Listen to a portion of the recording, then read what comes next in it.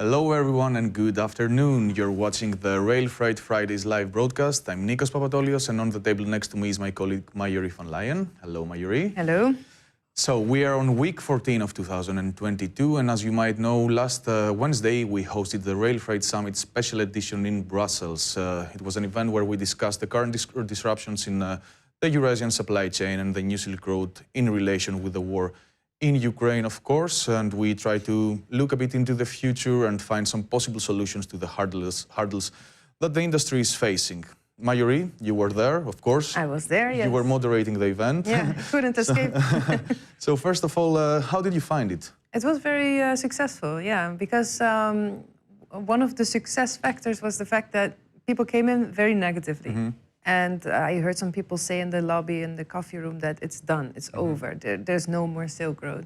And we asked them and we said, who feels positive or negative today? Nobody felt positive. Yes. And then at the end, we measured the same thing. We asked the audience again, so who feels positive and who feels negative? And there were some people feeling positive. So Indeed, because I think when you tackle some issues and when you discuss and when you bring the industry together, it's easier to find solutions. Right. But it was also an interesting event, I think, in terms of news. We learned a lot of things during this one-day session. So what are your main takeaways? Well, I personally really enjoyed the interview that I had with Christian Smith, the land director of the European Commission. And yeah, he said some very important things. First of all, it was the day that the fifth package of sanctions was not announced, but discussed by the European Council after it had been proposed by the European Commission.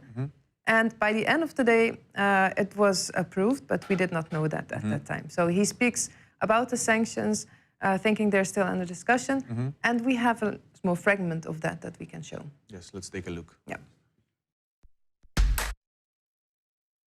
And can you tell us something already?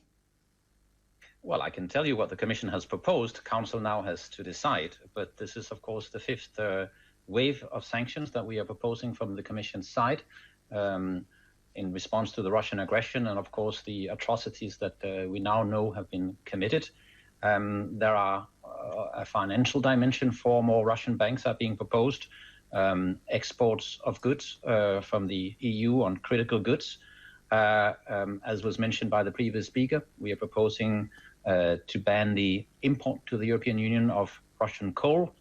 And, of course, in the transport sector, both for shipping, we are proposing to ban the docking of Russian flag vessels to EU ports, and also, and that's the area that I'm responsible for, a ban on Russian road freight for Russian haulers and Belarusian haulers into the territory of the European Union, except if they are carrying certain goods such as medical, pharmaceutical products, humanitarian transport, etc., and a number of strategic goods that are in the EU interests to receive. So this is what the Commission is putting on the table, and now it's for Council to decide. Yeah, and as I understand now, so no restrictions on rail movement? Well, not in the new package, no, but as I'm sure previous speakers and the audience is aware, the Russian Railways is subject to financial sanctions. And for that, of course, we have seen an impact, as was mentioned also by the previous speaker, in terms of demand and dropping. There's the issue of insurance. We're well aware of that. And of course, there is a chilling effect, generally speaking, on that business. But it's correct that Russian railways, as such, have not yet been targeted by EU sanctions. Yeah. Right, a fifth sanction package by the EU. Yes. And it also applies directly to some transport sectors, right? Yeah, it's probably going to hit the transport sector much more than the previous sanctions. As he said, not real, but still, I mean, there's a lot of truckers that are going back and forth, and that's always the first and last mile. Sea shipping is supposed to get a hit as well. So it's the first time that transport was specifically mentioned. Yeah. And of course, rail can have like an indirect impact from these sanctions, right? Yes and no. I mean, positive and negatively, because yeah, maybe there are volumes going to shift to rail. So that is a good thing under bad circumstances. But at the same time, yeah, the supply chain will be disrupted. Yes. And this, in the end, always comes back to everybody. And I think you also had an interesting moment where you discussed about how the EU plans to somehow support the industry. Yes, in this because sense, right? because what we pointed out to him is, and he of course knows that, this audience here, right here, is severely affected, and he acknowledged that. He said, yes, we do know sanctions cut in both ways. It is supposed to hit Russia, that's the main aim, but we do know that it's impacting the industry. So he said there are state aid rules. The EU has actually announced them already. We did not know, nobody knew. So there's the possibility, just as in the pandemic, for countries to apply state aid. And that is something that needs to be decided and approved by the EU, and then it's up to the individual countries to do that. And it's not only about transport, I guess, it's about business in general, but transport can also benefit That's from what he said. RailFreight. Yeah. Okay. Any other takeaways, maybe? From the same interview, one last thing was that he specifically mentioned that his top priority is the fact that rail freight links between the EU and Ukraine need to be enhanced. Okay. Because the country is currently suffering from the Black Sea and other sea blockades. So all the grain that is produced in Ukraine cannot come out, and this is important for the world, the global food supply, and for Ukraine, of course, because it is an economic factor there. They will suffer economically, and for that, in order to help them and in order to secure the food supply, we need to look at rail. And he literally said that, all right, now we don't have ports, and the best option right now is rail, but the rail links are not enough. Yes. So there's a big call from Ukrainian railways and now also from the European Commission on the sector to jump in there. So to invest in terminals, to invest in railway tracks. And that is something that we didn't maybe bring forward enough yet. But he mentioned that it's very important to him and for the sector as well. Yes, because it might also be an opportunity for the future. Apart from the war and the emergency situation, such investments can be very important for the future. Yeah. Now, this interview can be found on our YouTube channel. If you want to see it in whole, you just go to our YouTube channel and scroll down to interviews. And there you will find this interview and another interview as well. And this other interview is about the Middle Corridor, and that's where you got some interesting takeaways, I think. Yes, indeed, because of course the Middle Corridor took almost a whole session, not almost a whole session to discuss. We have discussed the Middle Corridor again. We know the limitations that it has, but it was pretty interesting seeing all these people gathering around the panel discussion and discussing what problems they face and what could be the possible solutions. For me, it's very important the fact that many people mentioned that it's not only about the Asian part of the Middle Corridor. We know the Caspian Sea, the BTK line, maybe the Black Sea. There are also problems on the European part of links. So I think it's super important to highlight that it's a matter of synergy to make the Middle Corridor functional between all the parties involved. We shouldn't only expect investments from the Asian part, but also from the European part. And what is considered the European part? The European part is, for instance, the connections from Georgia or Turkey onwards. We learned that there is much congestion in the port of Constanța, in Romania, I'm sorry. It cannot handle all the capacity coming from the port of Poti. Rail links from Romania to Central Europe are not so efficient yet, at least.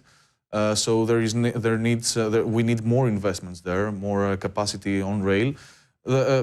Some people mentioned also the possibility to use trucking, both between Romania and Central Europe, but also Turkey and Central Europe. But I think what is very important is the fact that we should look how to enhance connectivity from European ports towards the hinterland. I think this is the key of success in this sense. For instance, the port of Trieste or the port of Piraeus or even the port of Constanța in Romania.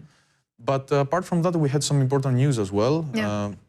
First of all, we already knew a few days ago that countries like Turkey, Kazakhstan, Azerbaijan and Georgia came together and had some initial agreements for the establishment of a joint venture between the national railways of these countries that would facilitate the flow of traffic in the Middle Corridor. Now it's official.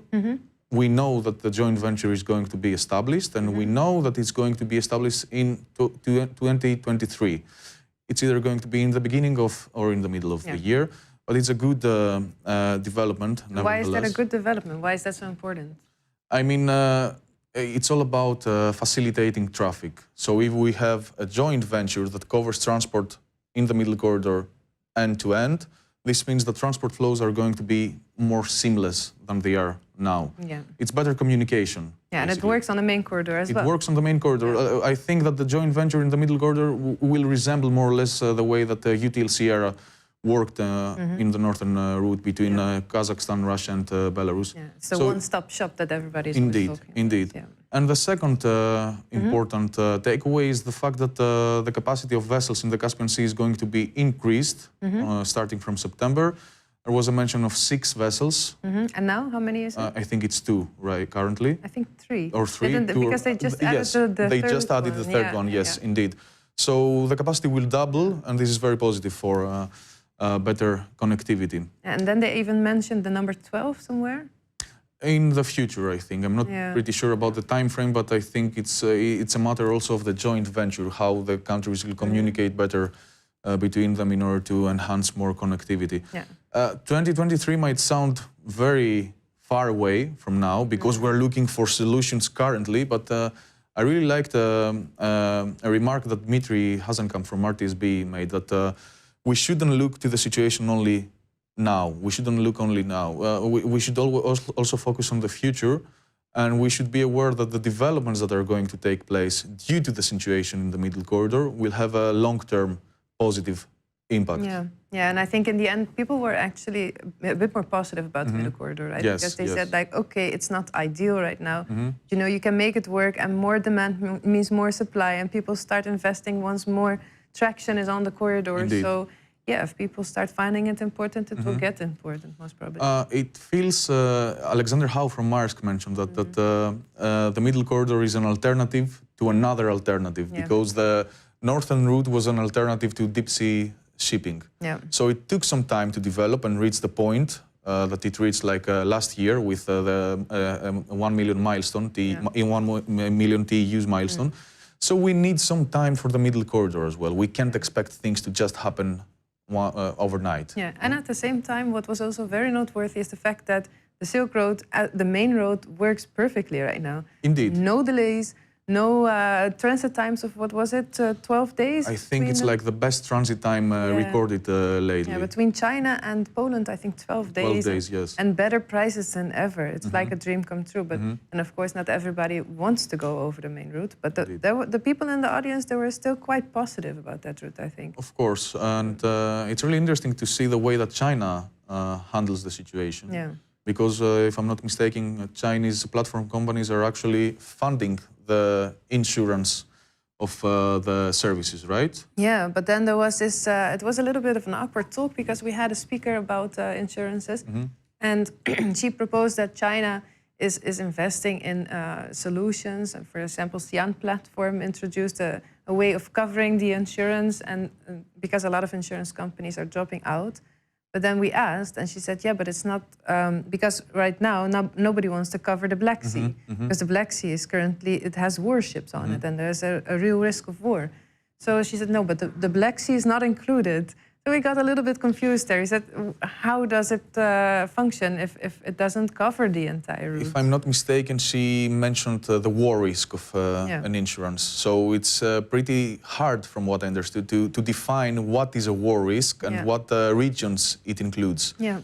So, yes, I think there is more to come from this. Yeah, because this concern was actually voiced by everybody. The insurance companies are not willing to cover. And this is a big problem. Even Caspian Smith said it, that he's well aware what the sanctions did in terms of insurance. So we promised our speakers, and we can promise our readers and watchers now, that we will try to gather the questions about insurance and send it to her. She promised to look into it more, so we get a bit better knowledge. We will definitely follow up this topic. Yeah. Now, the interview about the middle corridor is also on our YouTube channel, right? So everybody can watch it. Just go to our YouTube channel. I think a final remark for me would be the use of alternative ports in the Baltic region as well, that Uwe Leuschner from FELB mentioned. because we also learned that Kaliningrad is still functional. Yes. There is still traffic there, and there is a lot of volumes coming up because people are basically piling up shipments to Kaliningrad to send them out. Yeah. But there is the possibility for other Baltic ports to be used, like Riga or Ventspils and other alternatives, so we could see them. And I actually saw some news that Kazakhstan is considering sending cargo to Riga, so this might like one of the first steps towards this direction. News to follow up. Indeed. Right. That was all for today, I guess. Thank you everyone for watching this news wrap-up. I hope that you find it interesting, and don't forget to follow up the news from the RailFreight Summit Special Edition in our YouTube channel. We will also have an after movie soon. Goodbye for now, and have a good weekend.